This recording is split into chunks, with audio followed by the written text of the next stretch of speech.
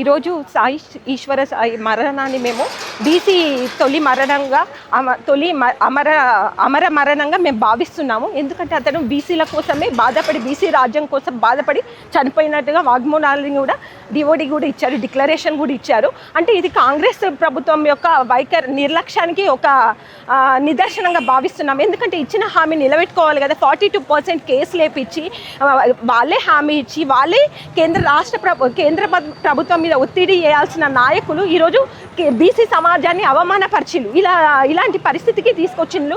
కాబట్టి ఈ కాంగ్రెస్ ప్రభుత్వం అనేది రెస్పాండ్ అవ్వాలని నేను కోరుకుంటున్నాను. ఎందుకంటే బీసీలు 60% ఉన్న బీసీలను 75 years నుండి మోసం చేస్తున్నారు. కానీ బీసీలు ఇప్పుడు ప్రతి ఒక్కరు వ్యక్తిగతంగా అవేర్నెస్ అవుతున్నారు. ఖచ్చితంగా బీసీ ఓట్ ఫర్ రైట్ 326 ఆర్టికల్తో మేము ఖచ్చితంగా మేము ఇంటలెక్చువల్గా అందరము ఇప్పుడు అందరికీ అవేర్నెస్ వచ్చింది. మీ మోసాలను మేము ఇంకా బేర్ చేయలేము. కాబట్టి ఖచ్చితంగా మీరు ఇక్కడ ఒక్కరు కూడా ఈ కాంగ్రెస్ ప్రభుత్వం నుండి ఎవ్వరు కూడా రాలేదు. అంటే ఆయన చావు మీకు ఎలా అనిపిస్తుంది? ఆయన ఆల్రెడీ నిన్నటి నుండి స్టేట్మెంట్ కనీసం ఒక్క మీడియాలో కానీ ఒక్క దానిలో కూడా ఆయన ఎవరు కూడా ప్రచారం చేయట్లేదు. అంటే బీసీ వాళ్ళంటే మీకు అంత చులకనగా కనిపిస్తున్నారా? బీసీ వాళ్ళ చులకన కాదు. రేపు వచ్చేది మీకు మీ బీసీ మంత్రులు కానీ బీసీ ఎమ్మెల్యేలు కానీ రాజీనామా చేస్తే బీసీ స్ట్రెంత్ ఏంటో మీకు తెలుస్తుంది. కాబట్టి బీసీలను నిర్లక్ష్యం చేస్తే ఏంటంటే రాబోయే ఎలక్షన్లో ఖచ్చితంగా మేము ఓటుతోనే బుద్ధి చెప్తాము. ఇచ్చిన హామీలు ఒక్కటైనా ఇంప్లిమెంట్ అవుతున్నాయా? మరి బీసీ హామీ ఎవరు ఇచ్చారు చెప్పండి? 42% విత్ ఎవిడెన్స్ గవర్నమెంట్ ఇచ్చింది. మరి నిలబెట్టుకోవాలి కదా. ఈయన పోయి అక్కడ రాష్ట్ర ప్రభుత్వం కేంద్ర ప్రభుత్వం మీద ఒత్తిడి చేయాల్సిన బాధ్యత ఎవరికి ఉంది?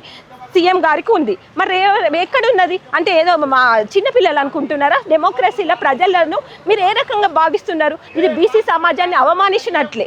కాబట్టి మేము దీన్ని ఖండిస్తున్నాము. అంటే మీరు ఇచ్చిన హామీని మీరు జయలలిత ఏ రకంగా తీసుకొచ్చింది? తమిళనాడులో 69% తీసుకొచ్చింది. ఆమె కూడా సీఎం పొజిషన్లో మాకు ఇవ్వండి, మీకు చేత కాకపోతే మేము చేస్తాం.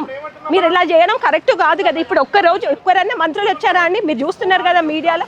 ఒక్క కాంగ్రెస్ ప్రభుత్వం నుండి ఏ ప్రతినిధులు కూడా ఇక్కడికి రాలేదు. ఎందుకంటే వాళ్ళనే కదా ఈ నిర్లక్ష్యము. ఇది కాంగ్రెస్ ప్రభుత్వం నిర్లక్ష్యమైన హత్య కాబట్టి వాళ్ళు రావట్లేదు. వాళ్ళు యూనివర్సిటీలకు రారు, హాస్పిటల్స్కి రారు, ఎక్కడ రారు. వాళ్ళు ఏం చేస్తారు అనేది ఎవరికి తెలియదు. కానీ బీసీ మంత్రులు మాత్రం ఉండరు. బీసీ మంత్రులు ఉన్నారు, బీసీ మినిస్టర్స్ ఉన్నారు. వాళ్ళకు కూడా ఇది ఒక గుణపాఠం కావాలని మేము అనుకుంటున్నాం. బీసీల అస్తిత్వాన్ని గౌరవాన్ని ఒప్పుకోవడానికి వాళ్ళకి ధైర్యం లేదు. ఎందుకంటే బీసీల స్ట్రెంత్ తెలుస్తుందని. మనం 60% ఉన్న బీసీల వల్లనే వాళ్ళే 2%, వీళ్ళే 3% అంతే. కానీ ఉన్న స్ట్రెంత్ అంతా బీసీలే. వాళ్ళ జెండలు మోయడానికి ఇన్ని సంవత్సరాలు బట్టి తెలంగాణ ఉద్యమంలో అమరుడైన వాళ్ళందరూ బీసీలే కదా. ఇప్పుడు కూడా బీసీ ఉద్యమం కూడా బీసీతోనే స్టార్ట్ అయిపోయింది. అప్పుడు తెలంగాణ ఉద్యమంలో ఎవరన్నా రెడ్డిలు కానీ ఒక అగ్రవర్ణాల వాళ్ళు ఎవరైనా చనిపోయినట్టు మనం చూసామా? ఎవిడెన్స్ ఉన్నది కదా. మొత్తం బీసీలతోనే ఇప్పుడు ప్రతి పార్టీలో బీసీలే ఉన్నారు. బీసీలే లేకపోతే వాళ్ళు ఎక్కడున్నారండి? వాళ్ళకి 2%, వీళ్ళు 3%, అంతకుమించి ఏం లేదు. కానీ బీసీల అస్తిత్వాన్ని గౌరవాన్ని ఒప్పుకోవడానికి వాళ్ళకి ధైర్యం లేదు. ఎందుకంటే బీసీ అనగానే వాళ్ళ గుండెల్లో భయం స్టార్ట్ అవుతుంది. ఎందుకంటే బీసీలు ఎక్కడ అవేర్నెస్ అయ్యి వాళ్ళ మీద తిరుగుబాటుతనం స్టార్ట్ చేస్తారో, ఎక్కడ స్థితిగతులు మారిపోతాయో అని వాళ్ళ భయం స్టార్ట్ అయ్యి ఈరోజు రావట్లేదు. ప్రభుత్వ హత్య బలిదానంగా భావిస్తున్నాం అంతే. ప్రభుత్వం చేసిన హత్యనే కదా. 42% ఇస్తే ఈరోజు అతను ఎందుకు ఇది చేసేటోడు?